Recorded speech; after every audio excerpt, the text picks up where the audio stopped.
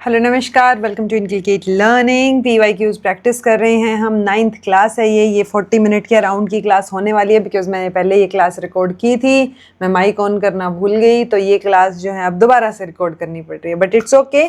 Energy और जज्बा same रखेंगे। बीएड असिस्टेंट प्रोफेसर एग्जाम के लिए प्रैक्टिस क्वेश्चंस हैं ये, स्पेशल एजुकेशन से रिलेटेड ये यूनिट होने वाली है, बहुत इंपॉर्टेंट है, क्वेश्चंस भी आते हैं। This is presented by me Raveena. Videos informative लगे तो इनकलकेट लर्निंग को लाइक शेयर सब्सक्राइब आप कर सकते हैं, इट्स एब्सोल्युटली फ्री। ये यूनिट है, मेजरली सारी चीज़ें हमने ऑलरेडी जो है अपनी इंक्लूसिव एजुकेशन की या जो लास्ट यूनिट है यूजीसी नेट में वहाँ से कर रखी हैं, बट स्पेसिफिकली स्पेशल एजुकेशन से रिलेटेड कुछ एक चीज़ें जो आपको पता होनी चाहिए, तो मैंने थोड़ा सा जो है कॉन्सेप्चुअल पोर्शन ऐड किया है जो आपको पता होना चाहिए। ओके, सो सबसे पहले तो आपको इम्पेयरमेंट, डिसेबिलिटी और हैंडीकैप में फ़र्क पता होना चाहिए। इम्पेयरमेंट की जब आप बात करते हो तो कोई भी लॉस या अबनॉर्मैलिटी की बात करते हो, यानी ऑर्गन लेवल पे बात हो रही होती है। ओके, सो डिस्टर्बेंस एट ऑर्गन या फिर टिश्यू लेवल, यानी किसी भी ऑर्गन को मतलब वो अबनॉर्मल है या है ही नहीं, तो वो सारी चीज़ें इम्पेयरमेंट में आएंगी। So abnormality of body structure, organ appearance या सिस्टम फंक्शनिंग। डिसेबिलिटी जो है वो रेस्ट्रिक्शन है। बिकॉज ऑफ दिस इम्पेयरमेंट जब आप कोई काम नहीं कर पाते हो तो उस काम को हम क्या, जो वो काम नहीं कर पा रहे हो, यानी you are not able to do that work, तो आपको डिसेबल्ड बोला जा रहा है। ओके, सो लिमिटेशन या loss of functional performance and activities, तो मेजर फोकस फंक्शनल परफॉर्मेंस पे है। Disturbance at a personal level आएगा जी, पर्सनल लेवल, ठीक है, तो प्लीज नोट इट डाउन कि पर्सनल लेवल की बात हो रही है कि you are not able to do that. Impairment में है कि कोई लॉस या अबनॉर्मैलिटी है फिजियोलॉजिकल या एनाटॉमिकल स्ट्रक्चर में।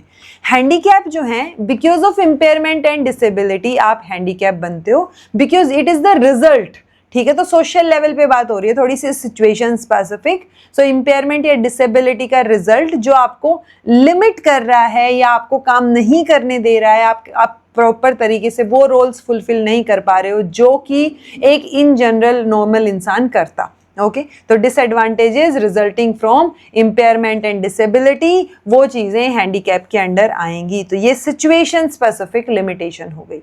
सो बट इंपेयरमेंट और डिसेबिलिटी में कि डिस्टर्बेंस किस लेवल पे है, ये क्वेश्चन आ सकता है। देन अप्रोचेज आते हैं जी डिसेबिलिटी के, कि आप डिसेबिलिटी को अप्रोच कैसे करते हो, कैसे देखते हो, या क्या डिसेबिलिटी का मतलब है। सो कई सारे अप्रोच हैं, हम 7 अप्रोच की बात करेंगे। पहला है बायोसेंट्रिक अप्रोच। सो ये जो अप्रोच है डिसेबिलिटी से रिलेटेड, ये मानता है डिसेबिलिटी को एक मेडिकल और जेनेटिक कंडीशन या जेनेटिक प्रॉब्लम। ओके, तो इसके अंदर हम मेडिकल लेवल की बात कर रहे हैं। रिहैबिलिटेशन अप्रोच क्या मान रहा है, वो डिसेबिलिटी को एक चैलेंज मानता है और उस चैलेंज को ओवरकम किया जा सकता है अगर वो इंसान प्रॉपर तरीके से ऑप्टिमम एफर्ट्स और एडिक्वेट एफर्ट्स करता है तो। ओके, यानी रिहैबिलिटेशन के चांसेस होते हैं। देन फंक्शनल अप्रोच है। फंक्शनल अप्रोच तो ये बोलता है कि राइट टू एजुकेशन जो है वो डिपेंडेंट है एबिलिटी ऑफ चाइल्ड के। सो आप इन जनरल ये फंक्शनल अप्रोच वाली चीज़ अगर आ जाए गलती से तो आप नहीं रिलेट कर पाओगे कॉमन सेंस से, बिकॉज फंक्शनल अप्रोच बोल रहा है क्योंकि हमारे हिसाब से तो राइट टू एजुकेशन किसी पे डिपेंडेंट नहीं होना चाहिए, यहाँ पे ये डिपेंडेंट बोल रहे हैं एबिलिटी टू द चाइल्ड के ऊपर, कि अगर बच्चा इंडिपेंडेंट तरीके से स्कूल की एक्सेस नहीं कर पा रहा है या क्लासरूम में पार्टिसिपेट नहीं कर पा रहा है तो वो राइट टू एजुकेशन नहीं ले पाएगा, मतलब अपना हद अधिकार नहीं मिलेगा उसको। तो वही चीज यहां बोले कि it is not the responsibility of school system कि वो एक्सेसिबिलिटी बढ़ाए, बच्चा इंडिपेंडेंटली एक्सेस कर पाए स्कूल को और क्लासरूम में इंडिपेंडेंटली काम कर पाए, वो फंक्शनल अप्रोच बोलता है। ह्यूमन राइट्स अप्रोच जो है वो तो इंक्लूजन की बात करता है, allowed for society to move on to more inclusive education. So human rights approach तो ह्यूमन राइट के ऊपर फोकस करेगा और इंक्लूसिव एजुकेशन एक ह्यूमन राइट में आएगा। बायो साइको सोशल अप्रोच की अगर आप बात करेंगे तो यहाँ पे हम डिसेबिलिटी को बोलते हैं कि डिसेबिलिटी जो है वो जनरली इलनेस, इंजरी, इन सब चीज़ों की वजह से होती है। ओके, देन डिसेबिलिटी को मल्टीपल आइडेंटिटी की तरह अगर आप इस अप्रोच में देखोगे तो ये approach quintessential post modern concept लेके आ रहा है। वो बोल रहा है कि डिसेबिलिटी जितना हम सोचते हैं उससे कहीं ज़्यादा कॉम्प्लेक्स है, कहीं ज़्यादा वेरिएबल सिचुएटेड कॉन्टिजेंट है। सो आपको क्या ध्यान रखना है कि ये सिंगुलर आइडेंटिटी नहीं है, ये बहुत सारे एस्पेक्ट को इंक्लूड करती है। अफर्मेटिव अप्रोच जो है थोड़ा सा बुकिश अप्रोच हो गया, ये जो लिटरेचर डिसेबल पीपल से रिलेटेड है या with in the disability culture है, सो वहां से स्पेशली डिसेबिलिटी आर्ट मूवमेंट जो रहा उससे निकल के जो लिटरेचर आ रहा है वहां से ये अप्रोच निकल के आता है, अफर्मेटिव मॉडल या अफर्मेटिव अप्रोच। तो ये एसेंशियली नॉन ट्रेजिक मॉडल है डिसेबिलिटी का, जो कि पॉजिटिव सोशल आइडेंटिटीज को इंक्लूड करता है। तो ये पॉजिटिव एस्पेक्ट के ऊपर ज्यादा फोकस कर रहे हैं। फिर बात आती है इंटीग्रेटेड और इंक्लूसिव एजुकेशन की। तो स्पेशल एजुकेशन तो आपको पता ही है कि स्पेशली जब आप एक अलग इंफ्रास्ट्रक्चर रेडी कर रहे हो, क्लासेस अलग लगा रहे हो उस स्पेशल डिसेबिलिटी के बच्चों के लिए, ओके। लेकिन इंटीग्रेटेड और इंक्लूसिव में फ़र्क आपको पता होना चाहिए। इंटीग्रेटेड में हम क्या कर रहे हैं, बच्चों को सेम स्कूल में डाल रहे हैं। जो भी चिल्ड्रन विद डिसेबिलिटी है उनको रेगुलर स्कूल में डालने की बात की जा रही है। कोई सेग्रीगेशन नहीं हो रहा है चिल्ड्रन विद डिसेबिलिटी के साथ, आप अलग अलग नहीं कर रहे हो उनको। बट स्टूडेंट से ये एक्सपेक्ट किया जाता है कि जो ऑलरेडी एग्जिस्टिंग एजुकेशन सिस्टम है आप उसके हिसाब से अडेप्ट करेंगे, आप सिस्टम में ढलेंगे, ओके। तो जो एडिशनल सपोर्ट है वो रिसोर्स रूम के रूप में दे दी जाती है कि अगर आपकी एक आधी कोई अलग क्लास होनी होगी तो वो रिसोर्स रूम में हो जाएगी, ठीक है। इनएडिक्वेसीज अगर हैं तो वो बच्चे में हैं, तो बच्चे की गलतियों को हाईलाइट करना, बच्चे की कमियों को हाईलाइट करना, बच्चे को सिस्टम में ढालने की कोशिश करना, ये सारी चीज़ें इंटीग्रेटेड एजुकेशन की हैं। जबकि इंक्लूसिव एजुकेशन में हम बात करें तो अगर दिक्कत आ रही है तो सिस्टम में दिक्कत है, बच्चे में कोई इनएडिक्वेसी नहीं है, बच्चे को इनएडिक्वेट फील नहीं करवाना है। जो भी रिक्वायर्ड सपोर्ट है वो उसी रेगुलर क्लासरूम में देनी है, कोई रिसोर्स रूम का चक्कर नहीं है। बच्चा एजुकेशन के हिसाब से नहीं, एजुकेशन सिस्टम बच्चे के हिसाब से जो है वो मोल्ड होगा। और यहाँ पे एक मेन डिफरेंस ये है कि इंटीग्रेटेड में हम चिल्ड्रन विद डिसेबिलिटी को रेगुलर स्कूल में लाने की बात कर रहे हैं, बट इंक्लूसिव में हम जितने भी बच्चे रिस्क पे हैं, ना कि सिर्फ चिल्ड्रन विद डिसेबिलिटी, उसके साथ साथ बाकी बच्चे भी, चाहे वो सोशियो इकोनॉमिक बैकग्राउंड जिनका कम है वो बच्चे हों, या जो है अपने वल्नरेबल वाले एस्पेक्ट जो हम फीमेल की बात करते हैं, ठीक है, वो वाला एस्पेक्ट हो, या फिर बाकी स्लम चिल्ड्रन हो, तो हम सबकी बात कर रहे हैं, ये बात याद रखिएगा, ओके। और स्टूडेंट्स को कभी भी इनएडिक्वेट फील नहीं कराया जाएगा। बच्चे जो हैं उनमें कोई गड़बड़ नहीं है, कोई इनएडिक्वेसी नहीं है, जो भी गलती है वो सिस्टम की है और सिस्टम को ठीक किया जाएगा। एनसीईआरटी का एक वो है प्रशस्त, एनसीईआरटी का जो प्रशस्त है, ये जो ऐप है या ये जो प्लेटफॉर्म है, ये क्या करेगा, आइडेंटिफाई करेगा जो बच्चे रिस्क पे हैं, ओके। तो ये यूजुअली मतलब मेनली जो बनाया गया है वो स्कूल को मद्देनजर रखते हुए बनाया गया है, स्कूल वाले बच्चों के लिए। बाकी तो कोई भी यूज कर सकता है अगर चाहे तो। Open file on inclusive education, ये जो फाइल है ये यूनेस्को ने दी है। ये क्वेश्चन एक बार आया हुआ था तो इसलिए मैंने यहाँ पे ऐड कर रखा है। तो support material for managers and administrators की क्या क्या चीज़ें चाहिए होंगी, तो ये एक ओपन फाइल है इंक्लूसिव एजुकेशन से रिलेटेड। देन एक ICF है जी, फुल फॉर्म याद होनी चाहिए। एक तो international classification of functioning, disability और हेल्थ, तीनों चीज़ें, ओके। तो सबसे पहली चीज़ तो ये आ गई। दूसरी चीज़ इसकी डेट याद होनी चाहिए कि 22 मई 2001 में ये रेजोल्यूशन पास किया गया था, ऑफिशियली लाया गया था WHO के द्वारा। तो ये एक WHO फ्रेमवर्क है जो कि हेल्थ और डिसेबिलिटी दोनों को मेजर कर रहा है, इंडिविजुअल और पॉपुलेशन दोनों लेवल के ऊपर, ओके। तो ये चीज़ आपको ध्यान होनी चाहिए। एंड देन ICF की जो मेजरमेंट स्केल है वो 5 पॉइंट लिकर्ट स्केल है, ताकि आप ये चेक कर पाओ कि जो इम्पेयरमेंट है या जो डिफ़िकल्टी है वो कितनी सीवियर है। तो अगर 0 लेवल है तो कोई इम्पेयरमेंट नहीं है, 1 है तो माइल्ड इम्पेयरमेंट है, 2 है तो मॉडरेट, 3 है तो सीवियर और 4 है तो कंप्लीट इम्पेयरमेंट हम उसको कंसीडर करते हैं। सो नन, स्मॉल, मॉडरेट, हाई और ये वेरी हाई लगा लो, ठीक है। लिकर्ट स्केल में इसी तरीके की इसी तरीके का जो 5 पॉइंट स्केल है उसमें यही होता है।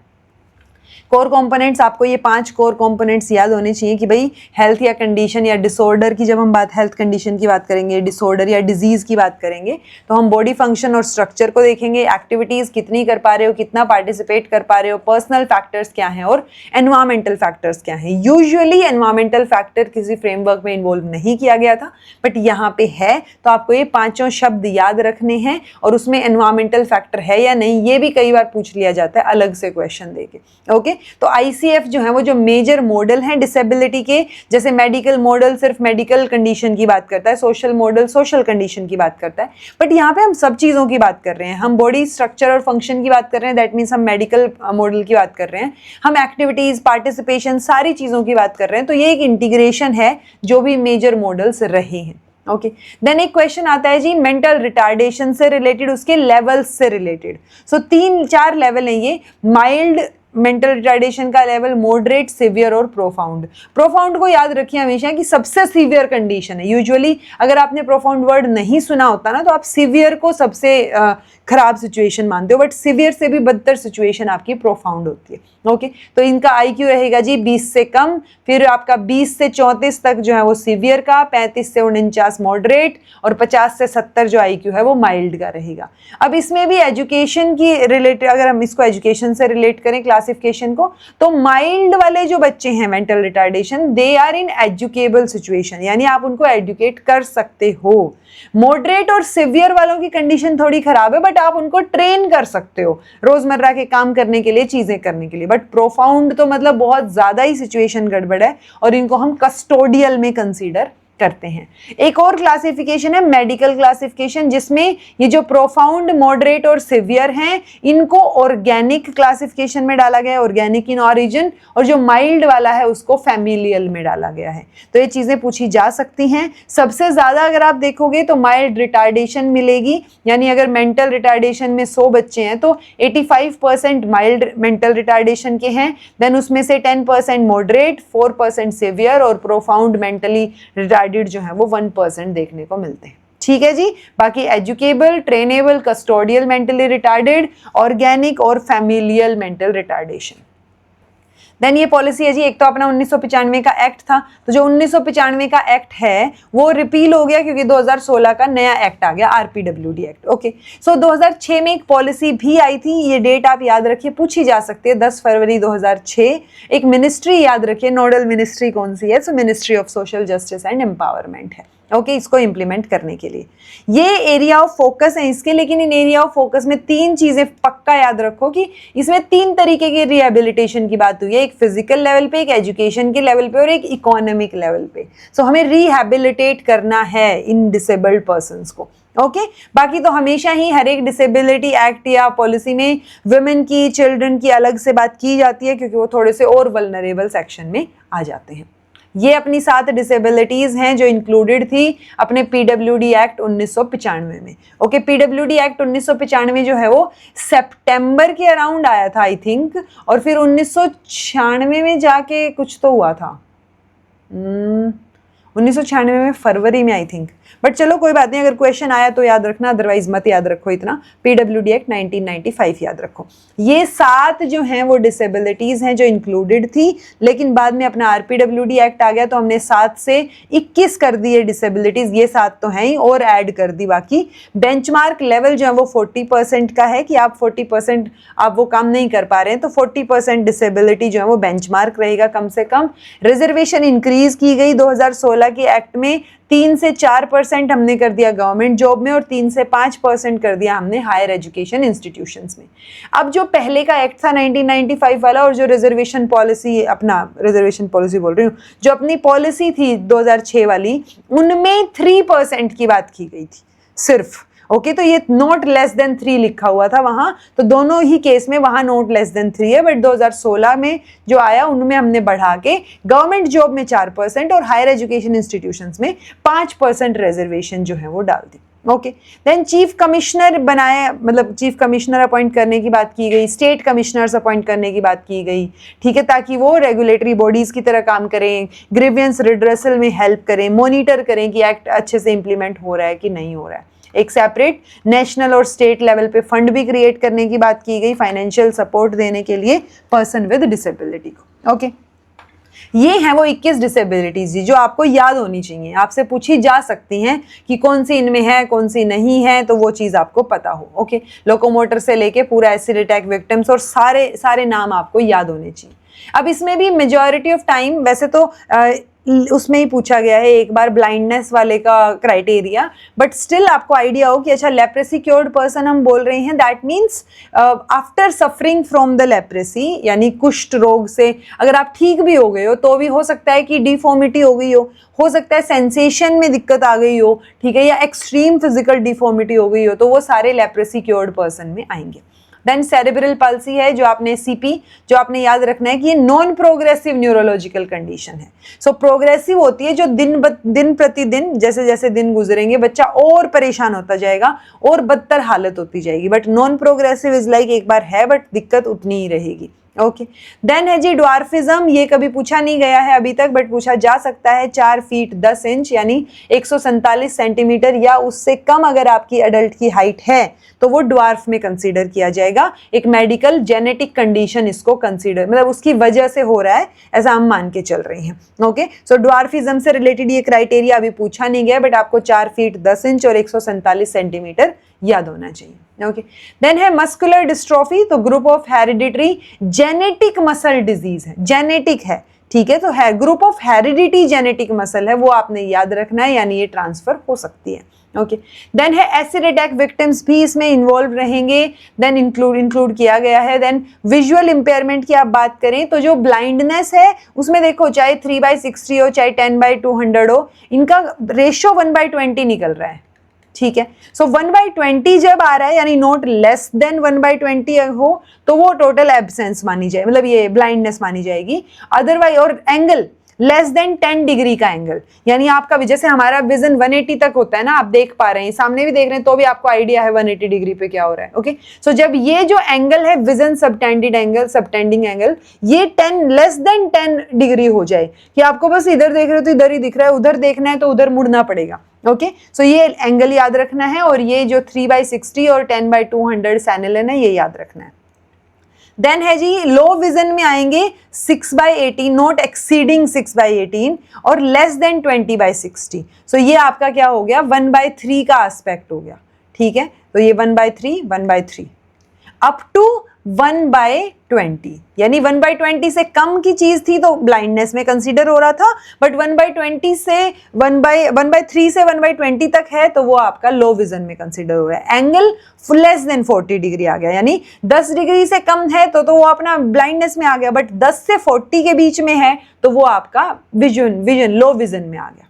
ओके देन हियरिंग इंपेयरमेंट है जी, ये भी ज्यादा नहीं पूछा गया है। डेफ जो है 70 डेसिबल का हियरिंग लॉस है तो डेफ में आ गए, लेकिन 60 to 70 की रेंज में है अगर तो अपना हार्ड ऑफ हियरिंग आ गए। ओके स्पीच और लैंग्वेज डिसेबिलिटी वो भी इंक्लूडेड रहेगी। Arising out of specific conditions, ये 2 कंडीशन तो मेंशन कर ही रखी हैं, लैरिंगटोमी और आपका aphasia. Aphasia usually developmental aphasia की हम बात करते हैं, जो हम इसमें आगे भी बात करेंगे स्पेसिफिक लर्निंग डिसेबिलिटी में। ओके सो इंटेलेक्चुअल डिसेबिलिटी जिसमें लिमिटेशन है, डेली रोजमर्रा के काम तो आप फिर भी कवर कर लेते हो, लेकिन आप जो हैं जो रीजनिंग है, लर्निंग है, प्रॉब्लम सॉल्विंग है, वो चीजें नहीं हो पा रही हैं। स्पेसिफिक लर्निंग डिसेबिलिटी जो है वो आपका डिसलेक्सिया, डिस्ग्राफिया, डिस्कैल्कुलिया, डिस्प्रैक्सिया और डेवलपमेंटल एफेजिया, जैसे ये एफेजिया था तो डेवलपमेंटल एफेजिया और डिस्फेजिया की हम बात कर रहे हैं, तो ये लर्निंग डिसेबिलिटी। डिसलेक्सिया को रीडिंग डिसऑर्डर, डिस्ग्राफिया को राइटिंग डिसऑर्डर, डिस्कैल्कुलिया को मैथमेटिकल डिसऑर्डर या नंबरिंग में दिक्कत आ रही है आपको। डिस्फेजिया की आप बात करोगे तो इसमें स्पीच प्रोडक्शन ऑफ स्पीच में दिक्कत आ रही है but because of brain disease और डैमेज। ओके देन है डिस्प्रैक्सिया है तो फाइन मोटर स्किल्स में दिक्कत आ रही है। डिस्थेमिया में स्ट्रेस या डिप्रेशन से रिलेटेड है। डिस्मोर्फिया आपका डिल्यूजन से रिलेटेड है और एलेक्सिया इनएबिलिटी है रीड राइट और इन चीजों में, लेकिन बिकॉज ऑफ ब्रेन डैमेज। सो ये रीड राइट वाली चीज विदाउट ब्रेन डैमेज तो डिसलेक्सिया डिस्ग्राफिया में आएगी, अदरवाइज एलेक्सिया में आ जाएगी। ओके देन है ऑटिज्म स्पेक्ट्रम डिसऑर्डर भाई, तो ये न्यूरो डेवलपमेंटल कंडीशन है, ठीक है। ये यूजुअली पहले 3 साल में ही आपको पता चल जाती है, पहले 3 साल में आइडिया हो जाता है आपको, क्योंकि इसमें डेवलपमेंटल डिलेज आपको देखने को मिलेंगे। बच्चा जो है जैसे आजकल वर्चुअल ऑटिज्म टर्म आपने कई बार सुनी होगी, नहीं सुनी है तो मैं बता देती हूँ कि बच्चे को जैसे फोन पकड़ा देते हैं, स्क्रीन दिखा देते हैं या टीवी पे दिखा देते हैं, टीवी दिखा देते हैं, सो वो बच्चा इतना इंडल्ज हो जाता है उसमें कि वो बाकी डेवलपमेंट उसका नहीं हो रहा है, वो बात भी नहीं कर रहा है। सो मेन जो दिक्कत आती है ऑटिज्म में वो कम्युनिकेशन की आती है। You are not able to communicate, आपके कम्युनिकेशन इतना अच्छा नहीं है। ओके सो वो ऑटिज्म का मेजर रीजन, मतलब मेजर सिम्टम कम्युनिकेशन से रिलेटेड हम देखते हैं। बच्चा आई कांटेक्ट नहीं करता है, कम्युनिकेट नहीं करता है, ठीक है, रिलेशनशिप समझने में उसको दिक्कत होती है। सो वर्चुअल ऑटिज्म में आजकल ये भी होता है कि बच्चा जो है इतना इंडल्ज है टीवी देखने में कि उसका सुसु निकल रहा है, पोटी निकल रही है, उसको आइडिया ही नहीं है। ओके बता ही नहीं रहा है वो, क्योंकि वो इतना बिजी हो गया है उसका माइंड दूसरी तरफ। Then mental behaviour, mental illness इसमें आ जाएगा जी कि सब्सटेंशियल डिसऑर्डर है सोचने में, मूड, परसेप्शन, मेमोरी, इन सब चीज़ों में। देन मल्टीपल स्क्लेरोसिस जो कि क्रॉनिक न्यूरोलॉजिकल कंडीशन में आएगा, तो इन्फ्लेमेटरी और नर्वस सिस्टम डिजीज है ये। पार्किंसन डिजीज भी, पार्किंसन प्रोग्रेसिव डिजीज है। ओके तो ये टाइम के साथ साथ बढ़ती जाएगी, जो ट्रेमर है, जो हाथ हिलते रहते हैं वो बढ़ते जाएंगे टाइम के साथ। ओके। देन ब्लड डिसऑर्डर में haemophilia, thalassaemia, sickle cell disease आ गई। हेमोफीलिया इनहेरिटेबल है, ये याद रखिए। थैलेसीमिया भी इनहेरिटेड डिसऑर्डर है।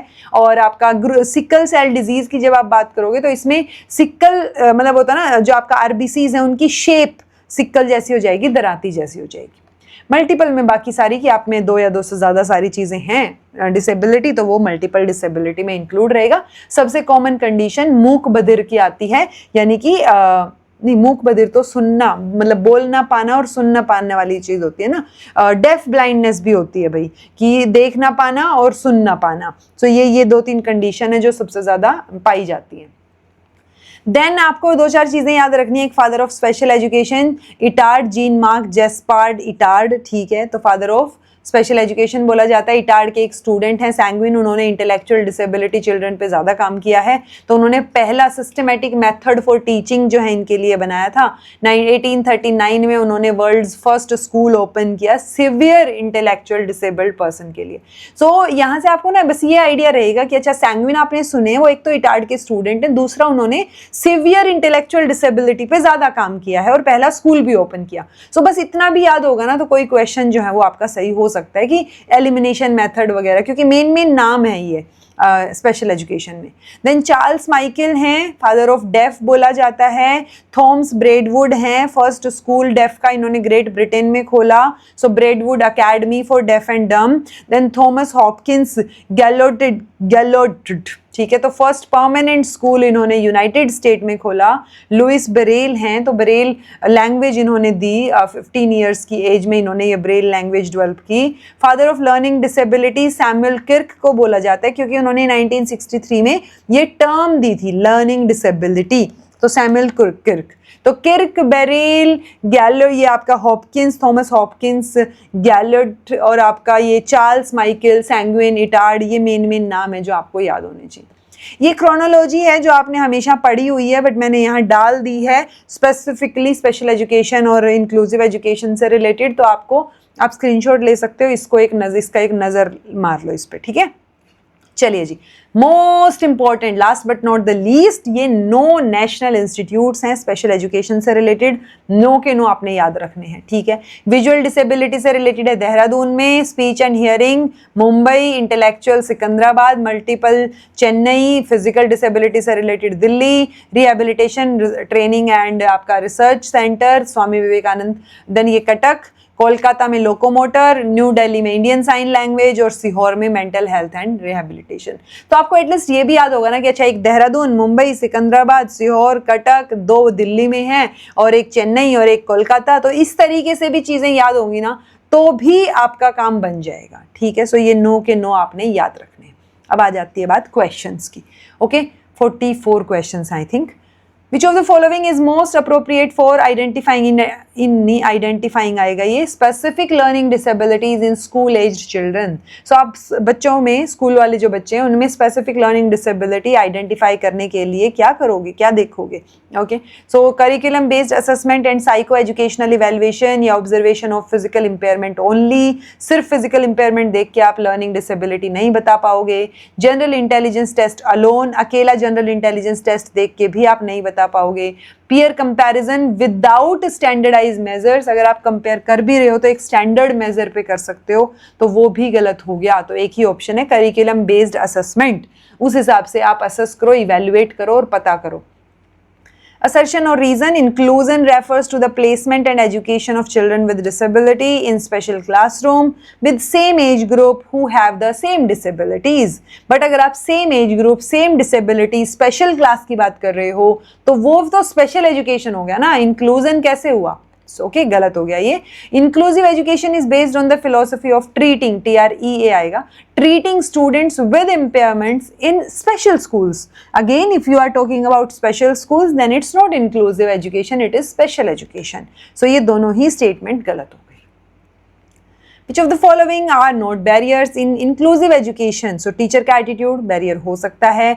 Lack of acceptance by regular peers, तो देखो lack of adequate support from parents, lack of support from school management, lack of skilled teachers to teach children with disability। तो जहाँ भी कमी है वो बैरियर है। हमसे पूछा है कौन सा बैरियर नहीं है। सो देखो फ्लेक्सिबल करिकुलम में बैरियर नहीं है, एक्सेसिबल एनवायरनमेंट है वो बैरियर नहीं है, अगर आप इम्प्रोवाइज्ड टीचिंग एड्स और इक्विपमेंट्स यूज कर रहे हो वो भी बैरियर नहीं है। सो आपके पास सिर्फ 4, 5 और 8 वाला ही ऑप्शन बचा है, बाकी सारे ऑप्शंस आपके गलत हैं जी, वो सारे के सारे बैरियर का काम करेंगे।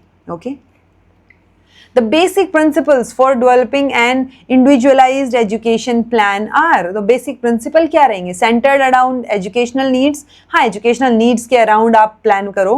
classroom interaction, teacher student only, सिर्फ टीचर स्टूडेंट नहीं, आप स्टूडेंट को भी इवेल्युएट करोगे। Student interactions are not evaluated, तो ये दोनों स्टेटमेंट तो गलत हो गई, ये बेसिक प्रिंसिपल नहीं हो सकते। Students attitude and skills for inclusion matters, बिल्कुल स्टूडेंट का एटीट्यूड क्या है इंक्लूजन के लिए वो भी मैटर करेगा, वो बेसिक प्रिंसिपल आएगा। Approaches to meet the educational needs are effective और strength based collaboration is done with other resourceful service providers और टीममेट्स। ठीक है जी, बाकी ऑप्शन तो सिर्फ सेकंड और थर्ड नहीं आएगा, तो 1, 4, 5 और 6 ऑप्शन नंबर बी आपका सही आंसर हो गया। ओके, ये देखो ये आ गया question, national institute of training and research कहाँ लोकेटेड है? तो ये स्वामी विवेकानंद वाला है। ठीक है, तो कटक, चेन्नई और सिकंदराबाद, देहरादून में विजुअल इम्पेयरमेंट से रिलेटेड है, सिकंदराबाद और सीहोर में एक में मेंटल हेल्थ है, एक में इंटेलेक्चुअल डिसेबिलिटी है, चेन्नई में आपका मल्टीपल डिसेबिलिटी है। सो ये कटक वाला आंसर जो है आपका सही हो गया। Okay, blaming is a positive motive for retarded child, average child, gifted child या ऑल ऑफ द अबव? देखो आप जब ब्लेम कर रहे हो किसी बच्चे को, तो रिटार्डेड या एवरेज बच्चा जो है वो ब्लेम की वजह से डीमोटिवेट हो सकता है, बट गिफ्टेड बच्चा जो है ना उसके तो दिल पे जाके लगेगी, सेल्फ एस्टीम पे लगेगी वो चीज कि ऐसे कैसे कर दिया, तो उसके लिए एक पॉजिटिव मोटिव का ये काम कर सकता है। See, okay. First school for the deaf in Great Britain, तो ग्रेट ब्रिटेन में आपसे पूछा है first school, although overall first school इन्होंने नहीं ओपन किया था। आंसर हमारा थॉमस ब्रेडवुड रहेगा। वही डेफ्स वाला जो है, ये डेफ की जो बात हो रही है, ये गैलेट, ये हॉपकिंस, थॉमस हॉपकिंस गैलेट, ठीक है, इन्होंने आई थिंक यूएस में ओपन किया था, हमने अभी अभी देखा। तो आंसर आपका थॉमस ब्रेडवुड हो जाएगा। इन्होंने ब्रेडवुड अकेडमी जो है वो शुरू की। यूजुअली 1760s आ जाता है, बट आपके क्वेश्चन में ही 7067 दे रखा है, तो हम उसी के साथ जाएंगे। Okay, physical barrier, language barrier, psychological barrier और बैकग्राउंड बैरियर। सो देखो noise and environment physical barrier में चला जाएगा। अनक्लियर वर्ड्स हैं, प्रोनाउंसिएशन सही नहीं है तो लैंग्वेज बैरियर। प्रिजुडिस और रॉन्ग परसेप्शन है तो साइकोलॉजी के लेवल पे आ गई चीज़ें। और प्रीवियस एनवायरनमेंट ऑफ वर्किंग जो था आपका और कल्चरल डिस्क्रिमिनेशन था वो आपके बैकग्राउंड में आ जाएगा। सो 4, 3, 2, 1 आंसर सी यानी third. What is the name of report presented by Kothari commission to government of India 1966? ऐसे क्वेश्चन ना आपको इतनी बार आपने ये प्रैक्टिस करने हैं कि आपको ना सीधा आंसर जुबान से निकले कि भाई education and national development. Okay, कि अगर मैं सैम पित्रोडा बोल रही हूँ तो आपको ये पता हो कि नेशनल नॉलेज कमीशन के चेयरपर्सन रहे हैं। ओके, तो आपको नाम से ही आइडिया हो जाना चाहिए किसकी बात हो रही है। Level of mental retardation, profound, severe, moderate और माइल्ड। तो सबसे प्रोफाउंड मतलब सबसे खराब वाली सिचुएशन प्रोफाउंड यानी अंडर 20, फिर 20 से 35 आपका सिवियर में चला जाएगा, 36 से 51 मॉडरेट में और आपका 52 से 67 माइल्ड में। जैसे हमने 50 to 70 पढ़ा था, तो ये ऊपर नीचे चलती रहती हैं, 2-4 ऊपर, उसमें दिक्कत नहीं है। सो आंसर आपका 3, 4, 2, 1 option number 1। Causes of orthopaedic handicapped is, तो ऑर्थो हड्डियों से रिलेटेड होता है जी। सो कॉन्जेनाइटल एनामलीज, एक्सीडेंट, इलनेस या सभी। सो कॉन्जेनाइटल एनामली मतलब नॉर्मल से हटके। ओके, सो कॉन्जेनाइटल मतलब बचपन से ही, बर्थ से, बाय बर्थ। तो बाय बर्थ भी हो सकती है ऑर्थोपेडिक हैंडीकैप, एक्सीडेंट भी हो सकता है, इलनेस भी हो सकती है। तो ऑल ऑफ दीज आपका आंसर रहेगा। Teaching method of gifted child is, तो गिफ्टेड चाइल्ड के लिए आप एक्सेलरेशन यानी आप बढ़ाओगे, स्पीड बढ़ा दोगे। देन सेग्रीगेशन, उसको अलग से पढ़ा रहे हो। एनरिचमेंट, उसको और बेटर तरीके से कुछ चीज़ें सिखाने की कोशिश, क्योंकि वो बहुत जल्दी कैच करता है तो आप उसको यूज़ कर रहे हो चीज़ों को। सो ऑल ऑफ दीज जो हैं वो सही टीचिंग मेथड्स में आ जाएंगे। बेरेल स्क्रिप्ट वॉज डेवलप्ड बाय, तो अब तक की इन्फॉर्मेशन के हिसाब से अब तो आपको ये क्वेश्चन बिल्कुल देखते ही आंसर आने चाहिए। आंसर आपका लुइस रहेगा, लुइस बेरेल। सैमुअल क्रिक ने आपका वो दिया था, लर्निंग डिसेबिलिटी टर्म दी है और इनको फादर ऑफ लर्निंग डिसेबिलिटी बोलते हैं। इटार्ड को फादर ऑफ स्पेशल एजुकेशन बोलते हैं। International year for disabled was declared इन 1959, 75, 81 या 80। डिक्लेयर, ये जो ईयर था इंटरनेशनल ईयर फॉर डिसेबल्ड, ये 1981 में था। इसकी प्रोक्लेमेशन जो है वो 1976 में ही कर दी थी कि आपने क्लेम कर दिया है। तो यूनाइटेड नेशंस ने ऑलरेडी ये क्लेम कर दिया था कि 1981 जो है वो हम international year for persons, disabled person बनाएंगे। How much percentage of reservation in higher education has been mentioned in national policy for person with disability? So अगर आप 2016 के अकॉर्डिंग देखोगे तो हायर एजुकेशन में 5% है, जॉब्स में 4% है, बट यहाँ पे पीछे वाली बात हो गई पॉलिसी की, तो ये 3% ही आएगा सब में। Inclusive education is provided for special students for both और नन ऑफ दीज, तो ऑब्वियसली सभी बच्चों के लिए आंसर फॉर बोथ हो जाएगा। Which type of students included in inclusive class, सभी टाइप के, तो स्पेशल स्टूडेंट्स ओनली नहीं, तो ये ओनली टर्म ही गलत कर रही है। सारे बच्चे, जनरल स्टूडेंट, सब लोग, सब जनरल हो, स्पेसिफिक हो, गिफ्टेड हो, सारे बच्चे जब एक ही जगह हों तो that is inclusive class. Rehabilitation council of India act was introduce in the year, so RCI जो है वो एक रजिस्टर्ड सोसाइटी की तरह 1986 में बन गई थी, लेकिन एक्ट के थ्रू जो है वो 1992 में बनी। तो आरसीआई 1992 आप याद रखेंगे जी। Okay, backward children achieve below their peer group norm, below their intellectual ability, very low, less than the minimum for a pass. So backward children की बात हो रही है, तो हम किसी और से कंपेयर नहीं कर रहे हैं, हम उन्हीं की इंटेलेक्चुअल एबिलिटी से कंपेयर कर रहे हैं। तो आंसर आपका बी रहेगा कि उनकी इंटेलेक्चुअल, वो अपनी ही इंटेलेक्चुअल एबिलिटी से बिलो परफॉर्म कर रहे हैं। Okay, rehabilitation council of India was set up as a registered society, अभी अभी बताया था। 1992 में एक्ट बना, 1986 में सोसाइटी की तरह रजिस्टर कर दिया गया था। In which year right to education act was implemented, so 2009 में आया था आरटी एक्ट, लेकिन इम्प्लीमेंटेशन 1 अप्रैल 2010 से हुआ था, क्योंकि 2009 के एंड में आया है, सितंबर दिसंबर के अकॉर्डिंग अराउंड, ठीक है। तो 2010 में 1 अप्रैल से सेशन शुरू होता है, तो implementation 1 April 2010। When did person with disability act came, so PWD act की बात हो रही है, 1995 आपका उत्तर हो जाएगा। In which year integrated education disabled children IEDC scheme was launched, ये मैंने आपको ऊपर क्रोनोलॉजी दी, उसमें भी था 1974 में IEDC बना था, ये स्कीम चलाई थी। Which of the following institution is concerned with common welfare of mankind, promoting peace and international understanding? So international level पे बात हो रही है, यूनेस्को इसका आंसर रहेगा। यूनेस्को में एजुकेशनल, साइंटिफिक और cultural organisation, so United Nations educational, scientific and cultural organisation, जो कि इंटरनेशनल लेवल पे पीस प्रमोट करेगी, इंटरनेशनल अंडरस्टैंडिंग प्रमोट करेगी। Ali यवरजंग national institute of speech and hearing disability, तो ये क्या रहेगा, देखो रांची, बेंगलुरु और पुणे, ये तो हमारे पास उन 9 इंस्टीट्यूट में से है ही नहीं कोई यहाँ, सो मुंबई बचा ना, ठीक है। तो स्पीच एंड हियरिंग का देखो मुंबई हो गया। देन आपका, आप याद कर सकते हो बहुत इजीली, जो मैंने हाईलाइट किए थे पॉइंट्स उनसे, कि आपका 9 इंस्टीट्यूट है, ठीक है। 9 में से सीहोर और आपका जो सिकंदराबाद है, उनमें एक में मेंटल हेल्थ है, एक में इंटेलेक्चुअल डिसेबिलिटी है। ओके, देन आपका देहरादून वाले में विजुअल इंपेयरमेंट की बात हो रही है, मुंबई वाले में स्पीच एंड हियरिंग की बात हो रही है, कटक वाले में Swami Vivekananda research rehabilitation research training centre है, ठीक है। उसके बाद आपका कोलकाता वाला जो है वो लोकोमोटर ऑर्थो से रिलेटेड आ गया। देन आपका जो ये था, क्या नाम है इसका, चेन्नई में मल्टीपल डिसेबिलिटी आ गया, और 2 चीजें आपकी न्यू दिल्ली में आ गई, एक इंडियन साइन लैंग्वेज और एक और था, क्या था, एक और फिजिकल डिसेबिलिटी आई थिंक, ठीक है। सो ये सारे के सारे 9 के 9 आपको याद होने चाहिए, अभी बैठ के याद कर लो, जैसे मैंने अभी आपको बताते टाइम ही मेरे भी रिवाइज हो गए ना, तो ऐसे ही आपने याद करने हैं ये। Who emphasized that for mentally retarded children, special residential schools should be opened. So Kasdan, Hayward, Orlansky, Erikson और कोलबर्ग, तो आंसर आपका हेवर्ड और ऑर्लेंस्की रहेगा, इन्होंने बोला था सबसे पहले। Which year was declared international disability year by United Nations, तो 1976 में प्रोक्लेम किया था कि 1981 वाला साल हम इंटरनेशनल डिसेबिलिटी ईयर की तरह मनाएंगे। Which of the following is not related related to classification of speech impaired children, तो functional articulatory defect, retarded speech development, sensory defect और आपका ऑर्गेनिक स्पीच। तो सिर्फ सेंसरी वाले में ही, सेंसरी में बाकी सेंसेस की भी तो बात होगी ना, सिर्फ स्पीच की नहीं होगी। ओके, तो बाकी 3 ऑप्शन आपके स्पीच इंपेयर्ड चिल्ड्रन की क्लासिफिकेशन हो जाएगी। नेक्स्ट है rehabilitation council of India act was passed in year.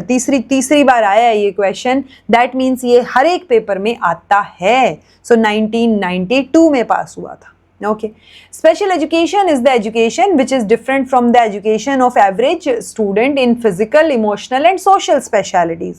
This statement is given by Samuel Kirk, Gallagher, Crow and Crow, J.D. Hunt. So Samuel Kirk ने दिए भाई ये। Okay, ICWB Indian Child Welfare Board was established in the year। तो ये आप याद रख सकते हो क्योंकि नया सा क्वेश्चन है, पूछा जा सकता है। ICWB 1956, 52, 1947 या 1950। तो इंडियन चाइल्ड वेलफेयर बोर्ड 1952 में बनाया गया था। PWD act 1995 came into existence. हाँ देखा, ये मैंने आपको बोला था, ऊपर मैं बोल रही थी ना। तो ये 7 फरवरी या 10 फरवरी, तो देखो 1995 में ये एक्ट आया था, लेकिन ये 1995 में सितंबर के अराउंड आया था, या पता नहीं सितंबर दिसंबर।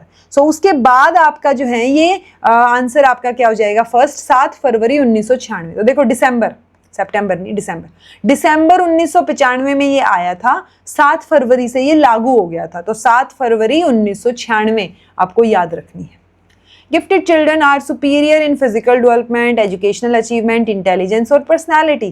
यानी आप गिफ्टेड चिल्ड्रन के बारे में अच्छा बोल रहे हो, तो ये बात किसने बोली है? सो गिफ्टेड चिल्ड्रन, जिसने IQ की बात की होगी तो टर्मन ने बोली है भाई ये बात। Okay, which of the following approach of teaching is appropriate for a mentally retarded child? So enrichment program gifted के लिए होता है, advanced coaching भी gifted के लिए होगी, accelerate भी आप gifted के लिए करोगे, but mentally retarded के लिए individualized instruction better option है। In which year Rehabilitation Council of India Act was enacted? तीसरी बार आया ये question, answer 1992। Dyslexia is related to listening, calculating, speaking और reading. So reading disorder है dyslexia, reading। According to RPWD Act, which of the following condition is suited for blindness? मैंने आपको बोला था def का और क्या नाम है इसका, ड्वार्फ का, ये नहीं पूछे गए हैं, पूछे जा सकते हैं इनके benchmark. Okay, so visual activity is less than 10/200 Snellen in better eye, ये आपका सही उत्तर रहेगा, क्योंकि आपका ब्लाइंडनेस के लिए 10 डिग्री सबटेंडेड एंगल चाहिए, इन्होंने 30 दे रखा है। Okay, national institute of visual impaired, देखो अब आप वापस से अब रिवाइज करो वो 9 के 9, क्योंकि ये 9 याद होने बहुत जरूरी है। एक क्वेश्चन पक्का देखने को मिलता है, तो most probable, most expected question है ये। ओके, तो देखो जयपुर में कोई नहीं है, पुणे में कोई नहीं है, विजुअल इंपेयरमेंट का देहरादून में है, देन आपके बाकी 9 के 9 याद करो। Okay, inclusive school demands reconstructed educational thinking and practice in regular schools for the benefit of all students. Whose statement is this? तो ये जो statements आ रही है ना बार बार, ये इनमें से ना, मतलब अभी जो 2025 का पेपर कैंसिल हुआ था उसमें 7 स्टेटमेंट ऐसी दे रखी थी, statement, quoted statements randomly. Okay, so इस तरीके के क्वेश्चन तब देते हैं वो जब आपको अटेम्प्ट नहीं करने देना चाह रहे वो। ओके, तो ये जो स्टेटमेंट है ये ध्यान रख सकते हो, स्ली ने ये स्टेटमेंट दी है भाई। इंक्लूसिव एजुकेशन का क्या मतलब है? Teaching by special teachers, no. Education of all children in general schools, right. Education of special needy children with government financial assistance, education of special needy children in special schools. तो ये special education होगी, ना कि inclusive. तो answer आपका B हो जाएगा। RPWD act was passed in the year, so PWD 1995, national policy of for person with disability 2006 और RPWD act 2016। Which of the following is not concerned with special education? So RCI special education, RPWD special, NIVH so visually handicap नाम से था ये institute पहले, लेकिन अब जो है ये किससे हो गया है, NIEPD। ये वैसे आंसर AICT रहेगा टेक्निकल एजुकेशन के लिए, NIEPVD। Okay, so national institute for empowerment of persons with visual disability, bracket में दिव्यांगजन। Okay, Dehradun. RCI statutory body कब बनी? तो ये बहुत ट्रिकी क्वेश्चन है। इसका था वो आरसीआई जो है वो सितंबर 1992 में स्टैट्यूटरी बॉडी बनी, लेकिन जून 1993 में 22 जून 1993 में जो है वो स्टैट्यूटरी बॉडी एनफोर्समेंट में आ गई कि फॉर्मली जो है केम इनटू फोर्स। तो ये सितंबर 1992 भी याद रखना है और 22 जून 1993 भी याद रखना है आपने। Last question for this unit, but not the least, which of the following is not related to the empowerment of disabled? So empowerment of disabled, RPWD, UNCRPD, NIPVD, तो ये सारे के सारे तो person with disability से related हैं। CPWD Central Public Works Department है, तो ये आपका related नहीं है disabled की empowerment से related। Okay? चलिए जी, so this was all about today. ये लास्ट क्लास हमारी 10वीं क्लास बचती है, ये आज की क्लास यहीं पर समाप्त होती है। आई होप आपको हेल्पफुल रही होगी ये क्लास, हेल्प करेगी सारी चीज़ों में। बस मैं वापस से यही बोलना चाहूँगी कि जो 10 की 10 ये क्लासेस हैं, इनके क्वेश्चंस दिमाग में छाप लो, इनके क्वेश्चन आंसर, आपको क्वेश्चन देखते ही आंसर दिमाग में आ जाना चाहिए, क्योंकि क्वेश्चंस रिपीट हो जाते हैं यूपी के एग्जाम में। ओके, सो बस याद रखनी है चीज़ें, रिवाइज करना है बार बार। This was all about today. Thank you so much for watching. Be happy, keep smiling, subscribe to inculcate learning because it is absolutely free, and take care. See you in next class.